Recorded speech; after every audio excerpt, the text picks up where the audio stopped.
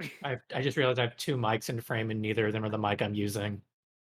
That's the. Hell yeah. Oh, hello. Are we? Oh god, I have to Ah, mute the stream. Hi. Hello. Hi. Hey. I just had to mute it. Shit. Oh, well, swearing. No, don't swear. No swearing.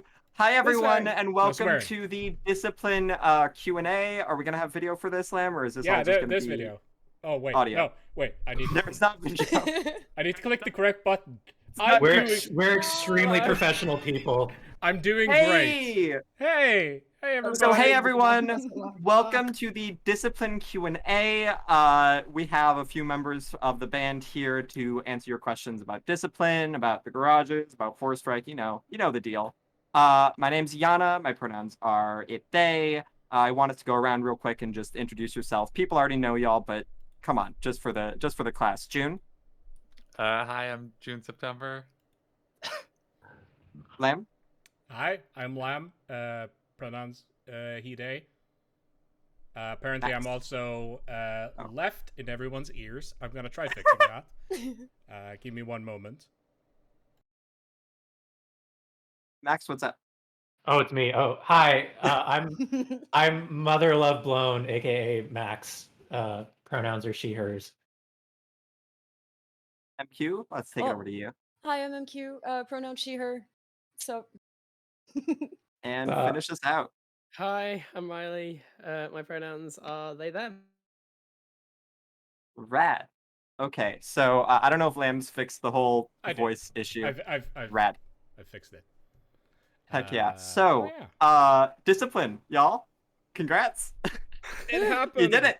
We You finally did it, and released it. we have a vinyl ship date too in like November sometime. So that's super rad. It happened. Not right. Oh, yeah. No, don't say This anything until is- the questions. I'm not going to say anything until the actual questions. No, you can. Okay. This is a vibe. This is my slight piece. Hello. We have been sitting on this album for I think we finished it in March, well, for the most part. But we've been working on this for 11 months now since we I think 1st November was the first day of Yeah. actually working on it, and this has been the weirdest experience of my entire life, not gonna lie. It's extremely odd, especially when you get very, very used to Keeping the secret. Yeah. well, and making an album that comes out the next week. Yeah, this has been. It feels weird. It feels weird that it's still out. This doesn't quite feel real yet. Yeah. We're very happy to finally share all this music with you because we've been sitting on these songs for literally forever. Close to a year, yeah. Yeah. Well, Yes. and the garage has existed for a year, so Yeah, this has been most of. Woo! Happy 1 year. We've been sitting on this secret more than we haven't been. yeah. Like the time from Discipline starting to now is shorter than the time in the garage is starting work on Discipline. Literally So- 90% of my life has been keeping this secret. So Yeah. my first question then, and I think this may be in the Q&A, is how did this album's process differ from the normal Garage's experience? God. I want you to kind of like give us like just like sort of a breakdown of like what went into making this album. I can take this one. Rad. So, well, normally, especially back then, we would have people just like, all right, there's an album coming out this Friday. Release your songs, or give me your songs, and we'll release them on this album. But in this, first of all, because it was going out on vinyl, normally we would have people like record on phones and stuff like that. And it's not always the greatest quality. We selected a small group of people that included us, and we did. Then we decided, it's going to be a concept album recapping the Discipline era. Because that was not decided when we started. All we knew was that we were making a double vinyl. And then we made a timeline of like, these are what we consider the important events of the Discipline era that we need to hit for the story to make sense. And then everyone grabbed 2 songs and went away and worked on them. And then You say 2. It was all over the place. I wrote Yeah, it was three all in a over the bit. place. One for Uh, me. Yeah. But it is the big difference is we started with a plan. By the time we started making music, usually we don't have those, but we had a long call. There was a spreadsheet. The spreadsheet had all the events that we were going to make songs about, and then we were like, you do this song, you do that song, you do the other song, which means the sequencing was locked in before songs existed, which was extremely weird. A few of them did. I think we called out. Okay, we need Fight God. We can put Fight Gods here. We can put in the feedback here. We can put we make not much here. We can have a God be reprise here. You were working on DK before the album was a thing. Yeah, DK was, for all intents and purposes, the first song written for the album because it was originally written for like roster or something. Yeah, the old garages heads know that like Max was writing DK in like I think jam session chat, Yeah. like way back when. So some people have heard demos of it, and I remember specifically when we debuted at Takeover, someone in chat was like, "Oh, that's where that song went." And you know what? This is what's funny about it. So I started writing that song in like October, November, or something like that. It was like written before Discipline was even a thing. And so we were sitting on it for a long time, and we were really worried that somebody else was going to write a Derek Kruger song first, because the whole point of that song is that nobody gives a shit about this guy. And then nobody gives a dang about this guy. And then like that's one of the reasons we put it out as the first single was like we have to get ahead of DK Mania. Yeah, because it was getting like a small fan base in the community, and people were talking about making DK songs. We were like, no, we have to release this first. So I think as a follow-up to kind of something you touched on, how did you plot out the track list? What story beats did you choose to get hit, and like how did that come together? I think we just went through what is the minimum required to have a coherent story. Because when we first went, oh, we've got a double vinyl, we can put loads of stuff on, and then we actually like went through it and went, this is not enough space to hit everything we want to hit. I think I remember us joking at one point that we didn't mention Jessica Telephone at all, because this was back when she was the big player. She is not mentioned once on this album. And I think at one point we were going to have a tiny reference in there. A tiny, tiny one. Yeah. And we didn't. We cut it.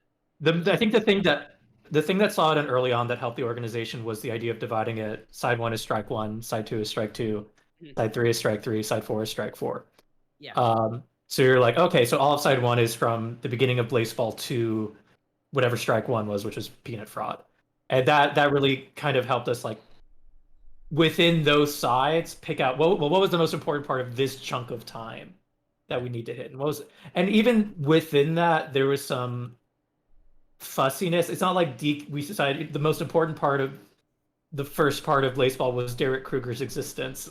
Like, so there was some like fudging around with that.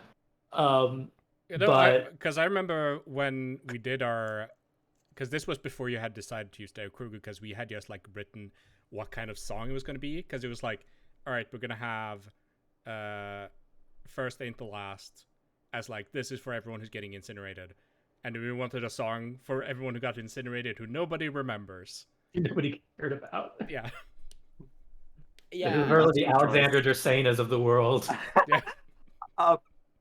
So I think this is a big question that a few of us thought about constantly. How stressful was this album to create and keep secret?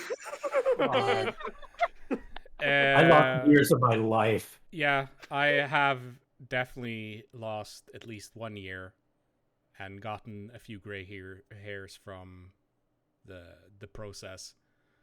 I will say, as the person who, as we were creating Four Strike, I stumbled across like the planning spreadsheet for this, and I saw this, and I'm like, I should not know about this. I am going to tell Lamb, who I know is a part of this, that I saw something. And Lamb was like, if you say anything, I swear to God. Well, so the thing about the stress of making it is that, one, it was a deceptively short amount of time to write a double album. Like, it was actually supposed to be done in January. And then the other thing is the mixing and mastering for vinyl took so long and was such a like difficult process and had to happen so fast. And then like we had insisted early on live drums for every song. That couldn't be too hard. And so we had to get MQ into the studio like for these like 3 days of like full day sessions. Like, oh, it was Yeah. just a nightmare. Yeah, speaking of the drums, MQ, what was the studio time like? Stressful, but also really fun, honestly. I wanted to get them all done in one fucking day. Oh, sorry, one day. Oh no. I'm so sorry. It One was very third strike. stressful. Strike three. Sorry. Game band up. It was fun. It was what I wrote everything down. 3 days, 30 hours in total, like roughly. Yeah, and I do have the timeline of like first demo listen December 21st. I laid down kit stuff starting January 3rd, maybe a little bit earlier. Scratch drum listen was January 10th. I went in on the 11th of January, 15th and 18th. And then our first mix listen was January 20th. So yeah, it was tight. And January specifically was such a bad month to be alive. Yeah. Oh, Yeah, January was I bad. remember everyone's stress in January, which is why it was pretty quiet from us. So We had Neon Fakes and roster, and I think that was basically it until the end of January. I was worried that Soul was going to point out, why are you all not doing anything? Yeah, because we were completely inactive outside of the making of this album. And one thing I want to say about the drums is that this is the only album we've ever done where we got an advance. We had a Mhm. budget of $1,000. We had a $1,000 advance. That entirely went on drums. Pretty I much. ate it, yeah. Yeah, I think Pretty we had planned for quickly, some pretty drums. handily. Some of us got plugins to help with mixing, like the Autoline stuff, which I think Lam and Max will both tell you was an absolute godsend. And then we had to have an extra day of drum recording because we couldn't quite get everything done in 2 days. It wasn't so possible. sorry. I tried. Yeah, 3 days is already ridiculously tight. yeah, it was Yeah. very tight. I know, I and know, I know. And we ended up having to dip into the Fourth Strike budget. Oh, Bird's here. Bird's Oh here. wow! Yeah, Hey, it's Bird. Bird. Hey. Heck yeah! Heck yeah! Yeah. Bird, I'm so God. glad you joined because I have a question right for you. Oh boy. I'm gonna read this one verbatim. Which Uh-huh. track contained the squiggliest EQ curve? Thank you, whoever submitted this question. That's a really good question. God, I'll have to go back into my memory because I did do this almost a year ago. God, let me think. So I don't think anything got super squiggly. If I recall, I think that I might have done some very bad things to the end of Beautiful Day. I mean, I that think was the that- point. Yeah, I think that was might have been the roughest one, but that was mostly just like a tape plugin. So I think that was probably the squiggliest that it got for me, at least. Yeah, we have a few other mixers. Oh, we should talk about how this album was put together. What is the structure of this album? I know that everyone mixed a side, or 4 people mixed a side, not everyone. Tell us a little bit about like what your choices were going into mixing those sides, and like, did you try to make them all very similar? Did you try to make them all different? So I can start since I did side A. It was determined early on that like it was not going to be feasible for one person to mix everything. But we also did not have a lot of like mixers in that group. Yeah, In point of fact, neither Lamb nor I had like really dedicated mixing software. So when we went into it, I think the idea was not necessarily to sound exactly like each other. It was going to, it was going to be kind of cool if each side was its own thing because it would kind of reflect how the Garage's first albums were really all over the place production wise. And also like on the pace we were at and given how different people we all are, it would have been impossible to make it all sound the same anyway. So each side would be like unified by a mixer, but the album would have that diversity we want. I know with like side A, I was going really maximum, like I was literally slamming the maximizer on everything to try and make it extremely big. So I was like, oh, we're starting off and everything has to be as loud as possible or people won't pay attention. yeah. And then Bird did side B, right? Yeah, that was Yeah. me. Yeah, I think that I had done some mixing previously, but this was just sort of a lot of, I don't know. It was just sort of me trying my best. And I feel like I was given a couple of pretty important songs to mix, as well as a couple that were fairly tough. But yeah, feedback I think came out pretty nice, and that's still something that I can be happy about at least. Yeah. I mixed side C, and yeah, that was. I had really only mixed the songs I'd done for the garages up to that point, which was like 3 songs. So it was very much like, oh, you have mixed barely nothing, and now you're gonna mix an entire side of a vinyl that's part of an official thing we're doing together with the game I think band. that's the garages right there. Yeah, it was like it was stressful. Like it was very much I had to get good at mixing really quickly. Hi, Rain. Hey, Hello. Hey, Just Ryan. just in time. We're Uh, talking about all the we're sides we talking mixed. about mixing. So you mix And- side yeah. D, correct? And I mix side D. Let me swing it in under the wire. Yeah, I did side D. It was great though. I really like one of the things that we did while mixing, because like we knew that not everyone had mixed a project of this size before. So what we would do is like every so often we'd just get on Discord and someone would stream the whole album and we would listen to the whole thing and everyone would just be like just slamming down all the notes that they could do. I have all of Um, my notes like right here. Yes. Yeah. Yeah, Oh my yeah. God. Hold on. I bet I can. Most of my notes were from Lamb telling me to fix the snare on DK. Yeah, I had a Oh. lot of notes about the snare on DK. Yeah, Um, I'm not at the same place where I was before, but I did have a big sheet of paper on my wall that was like right above my monitor that said all the different things that I need to fix in all the mixes. Yeah. So yeah, I can show you oh, wow. this, which Oh, is dang. all of these notes and scribbles. Like, Yours is fancy.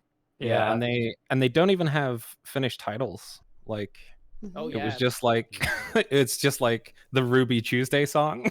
Right.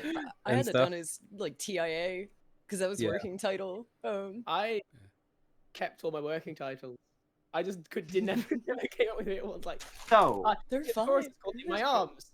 Chorus says In My Arms. That's the working title, and I never fixed it. So to play off that question, and I want to ask June this because you have some of like the most like sort of stark songs on this album. What was the songwriting process for Discipline? Like, was it very collaborative? Was it pretty like separated? What songs like had the most collaboration? What songs were very much like one person went into a little cave and wrote down some words and went, "Aha!" Yeah, Um, so I could start that off and then pass it to everyone else. The songs that are one person going into a little cave and coming back like aha are my songs. The some other songs, which I think people can talk to, had a lot more collaboration, but for the most part, it was we basically made a list of about every topic we wanted to hit in the form of a song, and then people kind of claimed, "Oh, I'll write this song about the peanut fraud," for instance, and then everyone sort of went their separate ways and started working on demos, and then once they had demos, a lot more collaboration happened.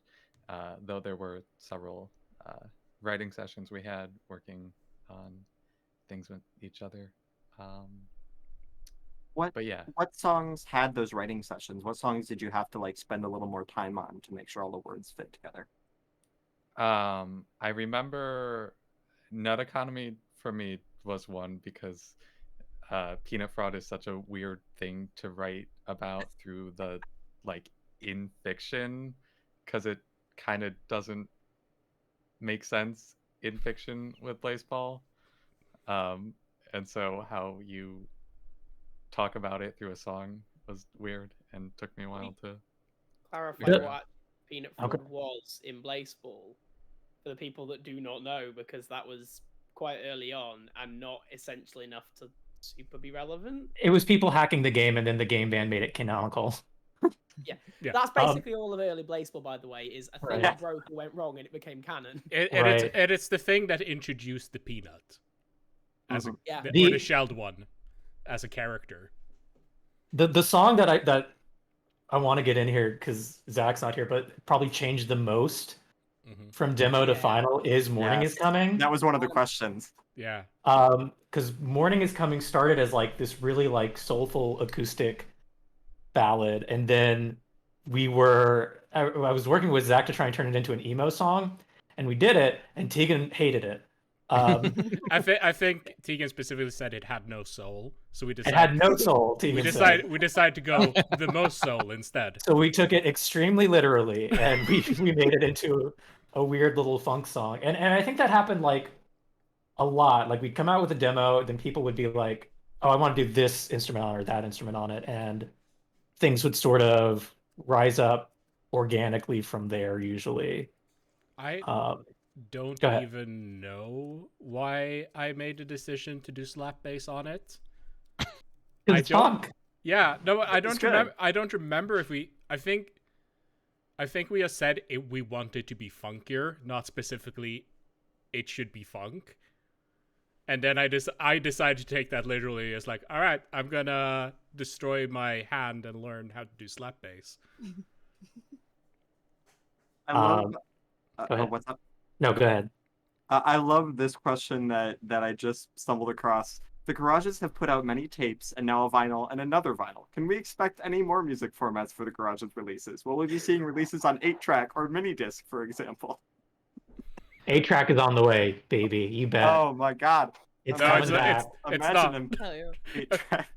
Legally, that's a joke. Yeah. Yes, Legally, the law I'm not can't gonna touch release me. anything on any other Legally, format ever. nothing we say as of this section is real. However, Rain. Um, Oh my god. we have talked about mini disc. We've talked about CDs, but then every time we talk about CDs, everyone's like, "I don't have a CD player.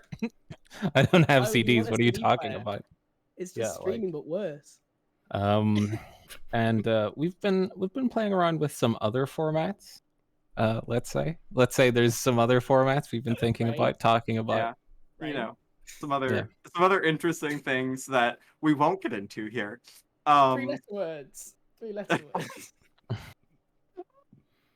Okay, so let's see what other questions do we got here. I do love this question. How do y'all record? Is it through Discord?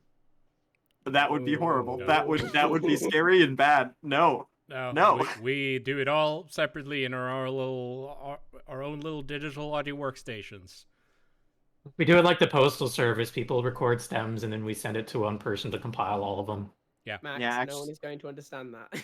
Actually, one of the I first understand. write-ups we did for, Understand the like, postal band. service. I also Wait. Are the postal service uncool now? What The happened? postal service are don't- great. Come on. I Thank only know you. about them from digging through Wikipedia. Thank you, Carly. Thank you, youngins aren't Carly. gonna know. The original demo for Ruby Tuesday sounds like the postal service because I was trying to write a song that sounded like the postal service. Heck yeah. Oh. And then it went way different, and it's and then incredible. it sounded way different because someone threw some incredible emo lead guitars on it. Hell yeah. I Rock can and say roll, hell, right? emo. I can say hell. Whatever. That's PG-13. Okay, so here's a good question, I think, for all of us. What are some of your favorite pieces you've worked on, and with how fast Blazeball moves, how do you keep up with it? You guys are insanely talented, and every album is better than the last. It's astounding how much music you've released in over a year. Thank you. Firstly, DK. Secondly, we don't. Next question. Yep. It's really how it goes. That is just the way it goes. Wait. I tried Hey, to make but- a reference and it fell apart. I think my favorite thing I've worked on is definitely Everyone That's Left, which was a song that keeps making me cry and also has a really fun lead line. So I have a lot of mixed emotions about it. And no, we don't keep up with it. In fact, I believe some people felt like Unstable was really on the nose, and that surprised us because Yeah. we were sure it was going to be extremely dated. That was definitely the record that we put out that a lot of us who made it were like kind of just like we'd been making a lot of albums recently and we were just kind of tired, and so not all of us like kept up with baseball. We're just like, let's do another one. Let's do it. And then it happened to be like perfect for the time. It's like, well, dang, nice. Real quick, my favorites. I mean, I'm thinking Discipline, of course, but Ruby Tuesday was my baby. Seriously, not my song, but my baby, because that was just like guitar and vocals to start. Yeah. And Yeah, then, the drums really made that song be like alive. It was Thank you. incredible to like hear the drums come in and be like, oh, that's what the song is. Cool. It's between that and Boss Battle 1 for me because of the odd beater stuff. Thank you, Bird. Oh, thank you. right. Boss Battle Thank you. 1. I'm gonna.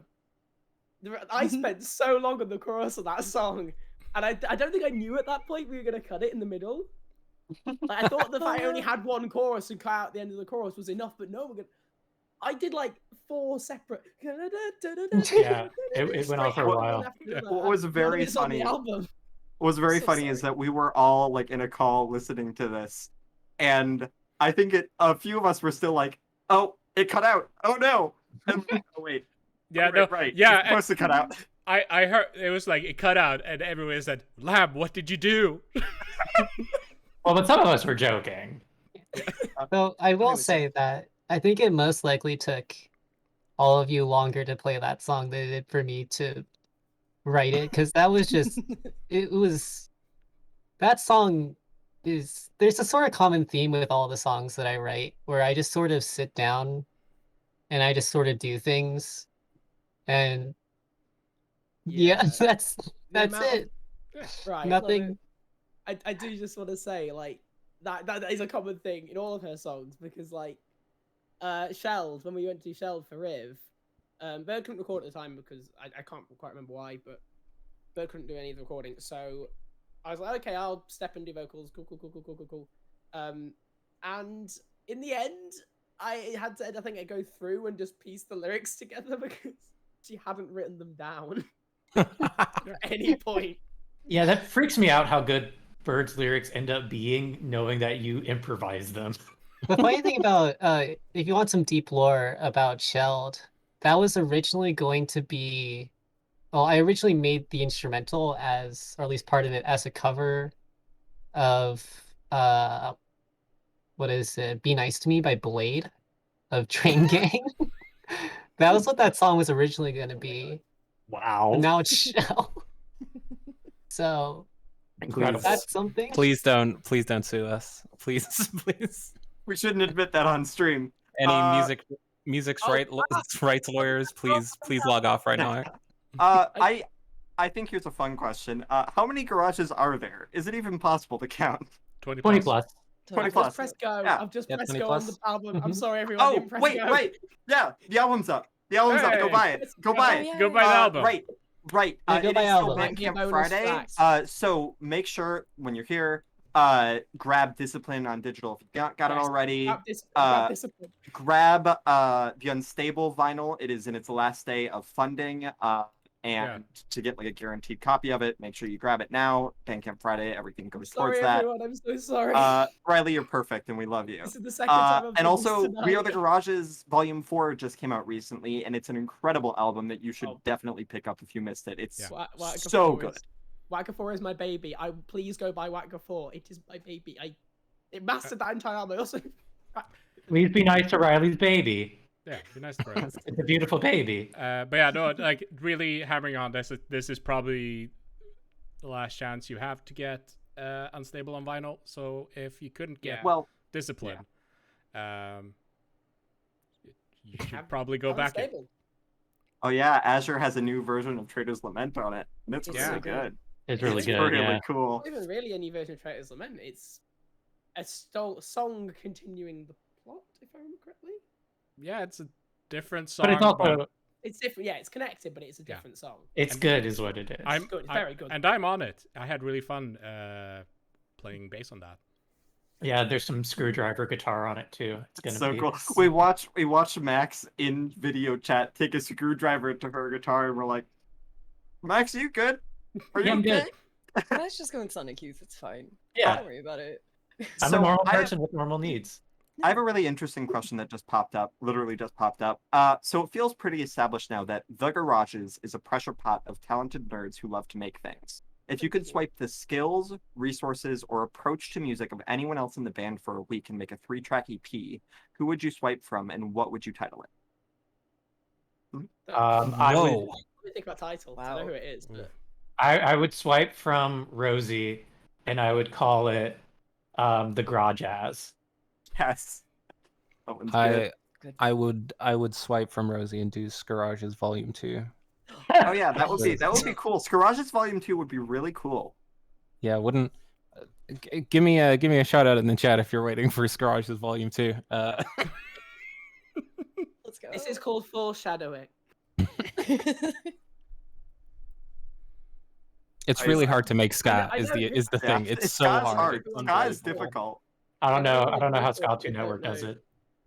I know who I'm going for, but I don't know a title. Same.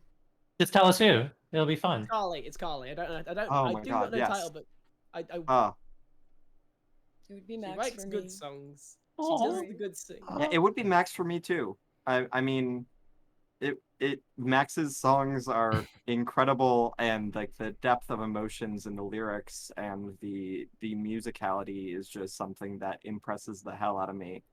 And if I had to title it, it would be Music. Have it.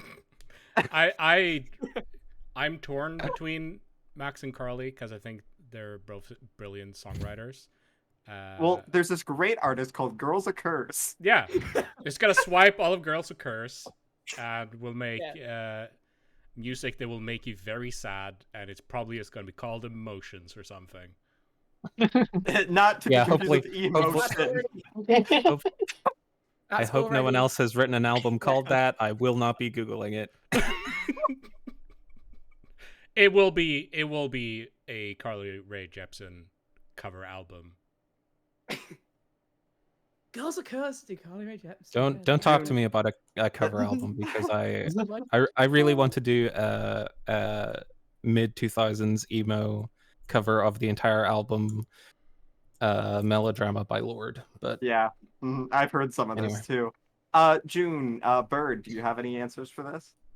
My answer would be Bird, and it would be titled Vibes, but the capitalization would be kind of weird. Yes. It's a very Bird move. I'd probably just choose anybody who can play guitar in Are you a way kidding? that doesn't Are you suck. Bird. kidding me? You shred. What the heck? Oh, I don't have my project files with me, but so basically, for all of you who don't know the way that I make music, I will sort of just all of my project files are just sort of held together by Scotch tape because I record maybe 10 to 20 different takes and then I just stitch together all the good ones in just the worst way possible. So I'd really love to have, That is the how ability to sort of play through one entire take and then just have that be it. that's how it's normally done. Generally, that is how most albums get made. No, trust me, I've seen other people do things. That's not what this is. I mean, It depends. I mentioned earlier in chat, but for Boss Battle 1, the tapping guitar line there, I did 350 takes of that because it was so hecking difficult to play. And it was also like, because it was to an odd tempo as well. And it's just like, so I did that tapping guitar line many, many times. And then I just had to like record everything else separately. So I think here's a good. Oh, go ahead, MQ. Before we move on, honorable mention to if I could take Max's songwriting ability as well as Ethan Geller's drumming ability, Yes. I would be set. I would be set for Oh life. yeah. Heck yeah. Gotta mention Ethan Geller. Anyway, apologies. Ethan is Um, beautiful. So, I oh, go ahead, Riley. I have a second answer. I would like to take Max. This is going on. This is going on your permanent record. Oh no! I would like to take Max and Azio's ability to write post-punk and just keep singing over it. I wonder if that could be a project, maybe. Max plus Riley is. It's Plus fun. Azio here. Wait, this is the. This is how we make new projects, by the way. We just Yeah. shoot things out there, or like, actually, that's a good idea. We love that. So I have a good question here, and I think we've kind of touched on it, but not really. There's a few songs on Discipline that are new versions of songs from other Garage's albums. How did you decide which songs got this treatment, and how did you decide how to change parts of them? Most of them are Uh, Rain, so Yeah, those are mine. Rain Oops. wrote most of them. God, So I have Rain songwriting talent. Good lord. Mhm. I was I think originally, I don't know if this is true. I'm gonna say it like it is true. But I think we were like, we need to have a reason that people are gonna pick up this this vinyl. Yeah. So we need to pick like 3 songs that people are gonna tune in for. And I think we Like- went through what are the Yep. 3 that are most general. In the feedback, Mike Townsend. was initially going to be our first single, Like, Yeah, that's we were what it gonna was- release it as a single. Yeah. arranged and everyone mixed just went- for. Everyone just went, no, it's DK, it's DK. Well, I think what we went with is that we wanted to show what was new on the album, so people would have, would be like excited about the original songs. But when we started, and there were very few original songs, it was definitely going to be in the feedback because like it was polished up to such like an nth degree at that point. Yeah. Because it had been like freshly recorded and everything was like just clean think- as a whistle. Because like I think I remember Rain saying when it showed us the demos that it wanted this was the definitive version of the track. Like, Mhm. I think in the original demo you changed some chords as well. Yep. Oh, that was Yeah. We've The done that a chords few are way times with better live now. songs where we're like we're gonna make a definitive version, like, and it does. We do sometimes. Yeah. I do But some of- remember. Oh, go ahead. I do remember when it talked about in the feedback, because we wanted that on there, and then being like, all right, what can we do that's like a new take on this? And I don't remember who it was, but someone said duet, and that just made Mhm. too much sense.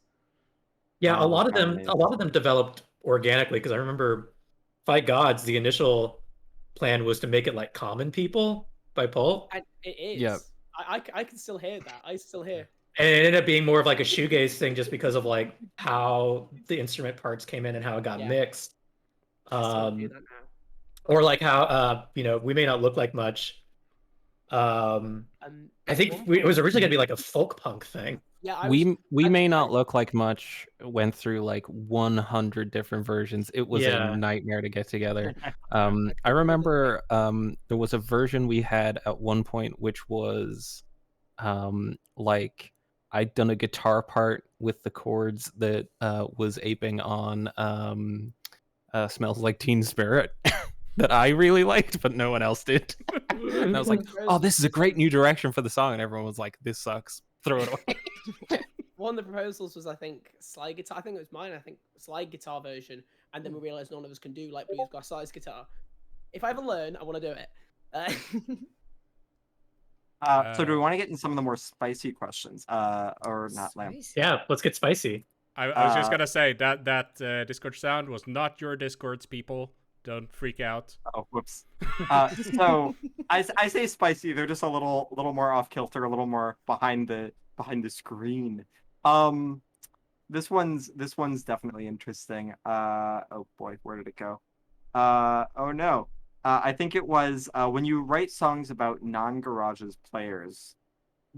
When you write songs about non-garages, do you check with the team for lore, or do you take from the wiki? Not at all. Songs about non-garages players. Sometimes we don't even check. Sometimes we don't even check with the wiki. We just Yeah. make shit up a lot of the time. Make buses. Shoot. We Make yeah, stuff make up. bus up. We just kind of sit down and Oh, go. strike four.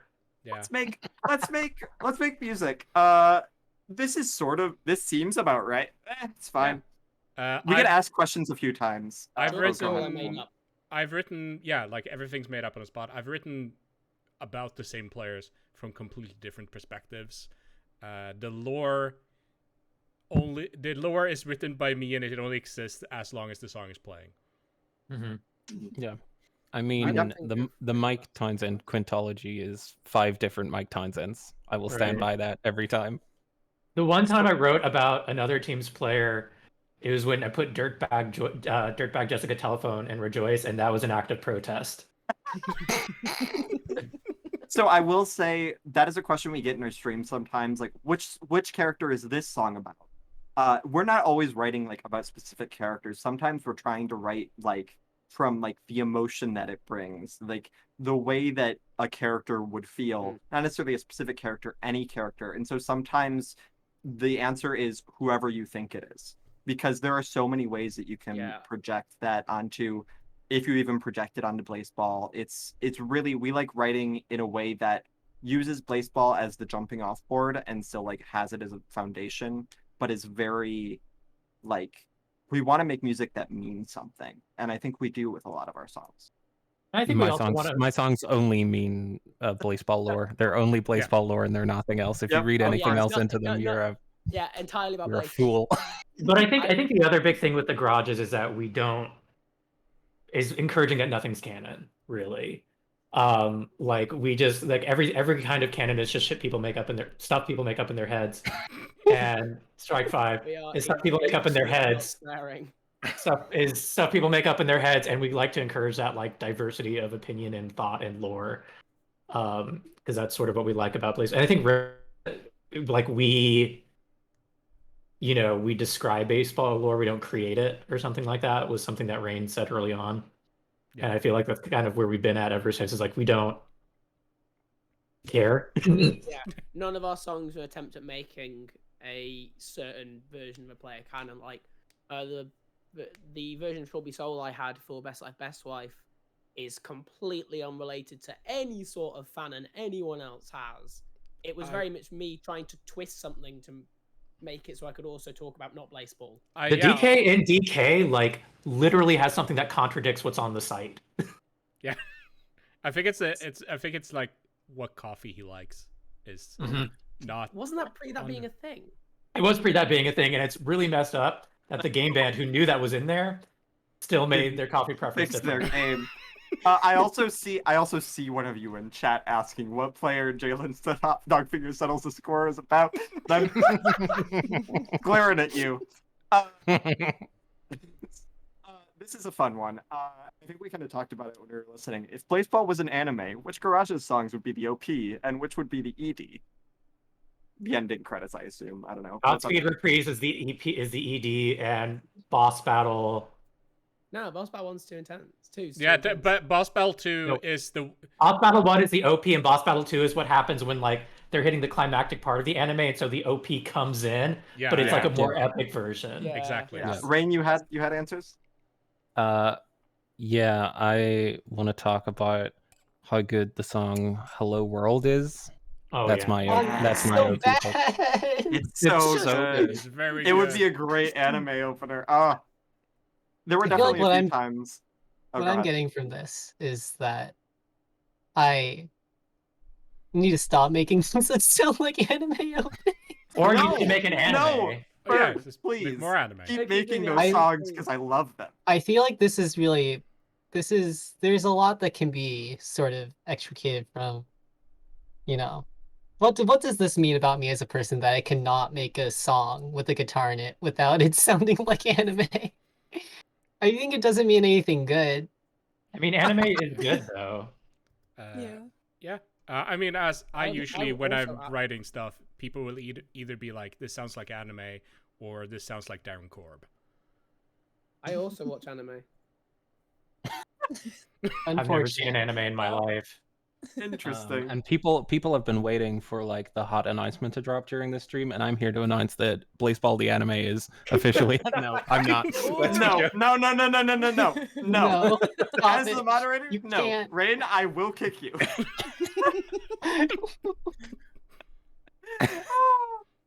boy. Oh boy. I think this one might be interesting just because it gives a little bit into our process. More generally, how do you decide what albums you want to make and what songs belong on them? Usually it's just hello, we're gonna do a main line now, or main lines being like the albums that are just not themed, they are just about baseball. And then occasionally it's like, oh, someone will go, wouldn't it be funny if we do this? And then it's JK Unless, and then Yeah. 5 minutes later, Storm's we have here. an album. And then deciding what's on it, it used to be just whatever was submitted. And then we started getting too many submissions. So now we basically, there's a 4-strike committee, and there's like we make like a little voting council of like a few members of the committee and a few members of the 4-strike Discord to listen to all the submissions and vote on which ones get on and then sequence it. Because it was getting, for a bit there, we were getting deicide sized albums every album. Yeah. Yeah. We were worried about getting like 30-track albums. We were like, We can't. When did we switch that over? Was that number 14? It was we suck garages suck. Yeah, that's right. Yeah. Because I think we changed it after Percolate, although we were like, Percolate is the last one where we're just gonna like throw everything that everyone's Yep. ever submitted into No, it. because And it's did. so good. It's so good. It's really good. We did have pretty big albums for both Neon Fakes and Roster, partially just because those are great. All of those are great songs, but they were still pretty big. Yeah, no. I think Valentine's was the last one that had like whoever submitted got it on. No, we did a process for that. Did we? I was on that committee, or I was on that decision making. Shows what I know. And that process has changed over time. Sometimes it's like like when it was originally done, it was like we would ask for demos first, and then we would give feedback on the demos, and then we would like it was like a big process, and now it's just like submit your song. Mm-hmm. As you just pointed out in chat, that it was strike one, which Yeah. I think is correct. Yeah. Yeah, because Also, that was check like out- a nice test run for it. Yeah, because it was also the first time we were doing a non-garages. Themed thing. I'd say Big Nam at that point under us. Yeah, Under check us. out Yeah, Strike One and Strike Big Two, said by the way. yeah. Those are cool. Those are cool albums, Yeah. and they don't get enough credit. And if you like what all of these folks have to say in baseball music, you'd like what they have to say in non-baseball music. You know. Imagine writing on baseball music. Turns out our music, when we don't write about baseball, is very similar, just less baseball references. Very slightly You less put baseball baseball. references in your baseball songs? Really, really not. There's- What's a baseball? That jumped here. This one's kind of interesting. For the songs with more people involved, how do you decide who's going to participate? I think this is mostly for like discipline. How did you decide who gets like or who works on what parts? Just We vibe. literally had a sign-up sheet. There was like a spreadsheet, and it would be like, "Do you want to do lead guitar, bass, synth on any of these?" And everyone signed up for too much, which is why the guitars Certainly on did. my arms are the demo guitars that I did and sound awful. Drums was between me and Rain because we were the only two that played Mhm. drums. Yeah. Well, there And- was and there was I- a very short moment where I was looking at doing like drum recording at my local uni. But Oh, okay, yeah. yeah, Yes, I remember that. but we literally we priced what it would take to get me in the studio for a day and what it would take MQ to go into the studio on a day, and we were like, well, MQ's is less money, so we'll do that. And then it turns out MQ's like the best drummer Yeah. on the planet ever. So God. This is exactly the truth. Shout out to Silver Bullet Studios in Burlington, Connecticut, Chris Teddy of The World is a Beautiful Place and I'm no longer afraid to die, and Greg Thomas, the owner, for getting me in super fast because they're usually booked for months in advance. I have tracked there like twice before. Good Yeah. people. Anyway, They Yeah, were no, so it they were was- so cool. it was great, and MQ absolutely killed it on drums. I don't think anyone else would have been able to do all of those tracks as well as you did. not me. If we had ended up paying for me to do them, I like don't this know. this album would have been like, all right, we have to cut this down to one record because Oh, I can't no. drum everything. Aw. Yeah, Right. I couldn't have done that. I straight up couldn't have done. Like Mostly because MQ like saved the Caffeine. album. Caffeine. I haven't played drums in probably close to a decade at this point, so it would be like me going in and just, all right, I guess this is what I'm doing. Yeah. I mean, that's sort of what happened to me, but thanks for trusting me with a good chunk of the budget. Apparently it turned out well, so that's you cool. did so good. So We good. love you. Oh my gosh. Cool. So Oh dear. I have a question that's not on here, but I am curious, as we just kind of talk about this all the time. Is there anything coming up that y'all are super like excited for, like around the garages? I don't think Anything? there's anything we're allowed to announce that. Yeah. Everything's so I mean, secret. I'm excited for the song jam, which is public. Yes. Yeah. Yeah. Nice public. Yes. Talk about that. Rain, can you tell us a little bit about the song jam? Yeah. So whenever I was first making music, I got a lot of mileage out of doing these like weekly song competition things. And so I decided it would be really cool to try and take that format and do it in a non-competitive way. And then Bird also had the same idea, but also was very, very, very busy. So I just wrote down a bunch of song titles and challenges and worked out like a schedule. So it's a non-competitive, collaborative like songwriting, month-long, 4 weeks, where each week has a different song title and a challenge to do. Yeah, it's basically just like a little self-imposed challenge to like get your creative juices flowing if you are a musician, because I think a lot of the garages in the siesta sort of pine for having something to like focus writing on or like get an excuse to write something for. I know you can have that excuse outside of baseball. Absolutely. Yeah. So if you go to Twitter at StrikeFourth, fourth spelled like the number, you can find a link to the Discord. Hop on in if you are someone who is a musician and would like to write some music over the next month. So that is actually unfortunately like kind of all the time we have. Thank you so much for showing up, everyone. Don't forget to grab Discipline and the Unstable vinyl and Waka 4. Those are all might great, and you or need to get them. Maybe. and everything else, because it is And Bandcamp everything Friday. else. It is Bandcamp Yeah. Friday. Yeah. In Bandcamp the Friday, if you Yeah. will. Is there anything that anyone wants to say real quick before we sign off? Let me plug the label. Okay. If you don't mind. The garages are made possible by Fourth Strike Records, which is a record label that we all started because the garages were getting too big for me on my own to handle. And now we've done things like work with the Sig Figs Collective and produce Left at London's vinyl. We have some new artist signings coming up that I will say absolutely nothing about, but those are very exciting. So if you go to fourth-strike.com right now, hit the little Bandcamp link in the top right corner. That'll take you to the page on Bandcamp with all of the artists and bits and bobs that we've been doing as a label. So all of the Strike compilations, a couple of the side bands like Putrid Shark. Shout out to Putrid Shark for being incredible. Shout out to Thank the Bus Driver, which is my band with June, where we write songs about Fortnite. The Sig Figs Collective have an album out today, and if you haven't listened to it, it's amazing. so It's good. Go It's pick like it up. It's so so good. good. clean. It's profesh. It will make you want to dance sometimes. It's I good. tried mastering it for multiple reasons. It'll make you want to dance. It will make you want to cry. Welcome to music made by a bunch of us Welcome to Fourth Strike will make you dance and or cry. at the same time. Anything else anyone has? I just want to thank everybody who's here and listening to Yeah. us do this weird nonsense and enjoying the weird nonsense that we make and work so hard on.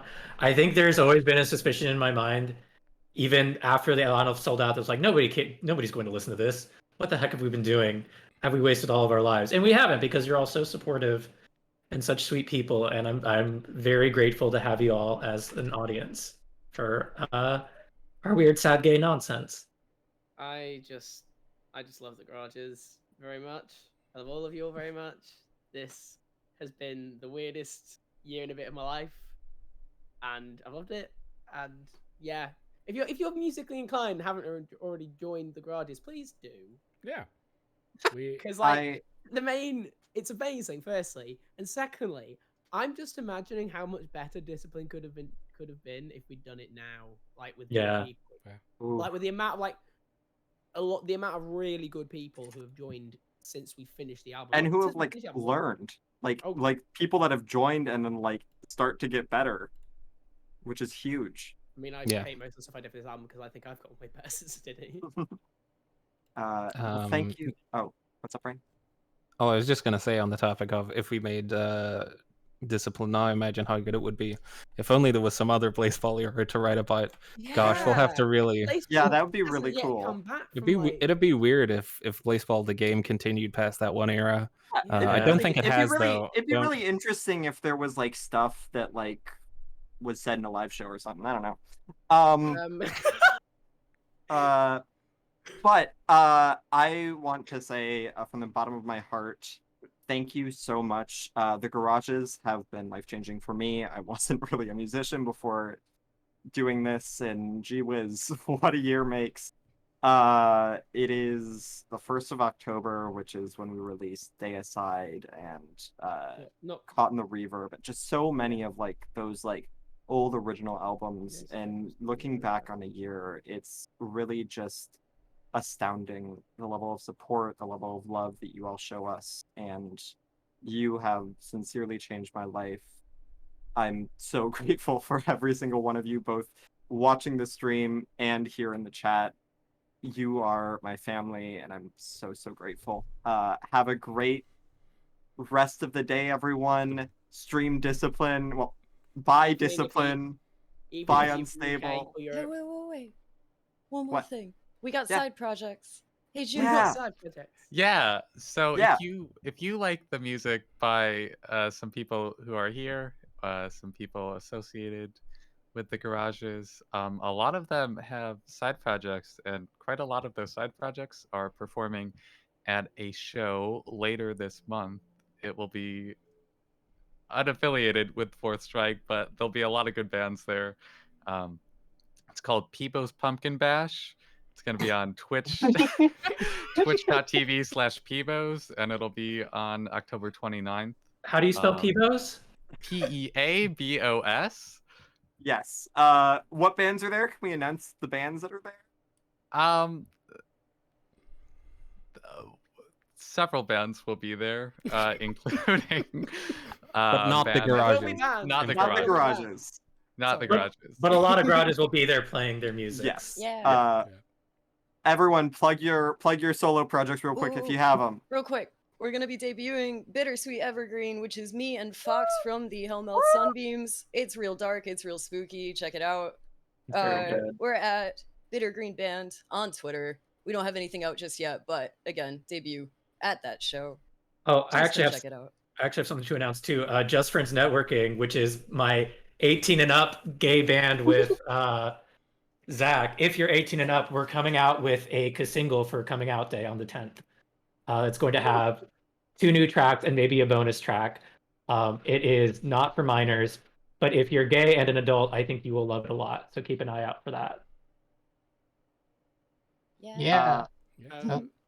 I have many that aren't actually in the stage of releasing anything yet. So if you like things I do, please follow me on Twitter at oh god, what's the Twitter at? I can't remember. Thwack'em-a-bob, Oh, no. I think. Thwack'em-a-bob, because I will be tweeting about them when they happen. Yeah. But I have really many. It's somewhere in the stage of existence, but none that are anywhere near release. Same. Check out my my project with I don't know if with Deidre. I think it's mostly me and Deidre, at least for production and such. Going Nowhere. It's going-nowhere.bandcamp.com. It's mostly Garage's music, but there's a single that I wrote. There's a few other things in there, and that's kind of neat. And then we also have a thing that we're working on for Peebos, but that's, I guess, under wraps right now. I can say that I'm working on a bunch of things. None of it's announced yet. Follow me at Lamar on Twitter, and you will find out about them when I decide to announce them. Sweet. Have I managed to go through an entire live stream without leaking anything or saying something? Is No, that? no, don't start now. Yeah, don't leak anything. Is that everything? Are we? Did we do Follow it? me on Twitter. Follow me on SoundCloud. Yeah. Do it. Check Yeah, out we have a check out my SoundCloud account. Venmo. Check out my Do it. Cash App. Venmo me $20. Yeah.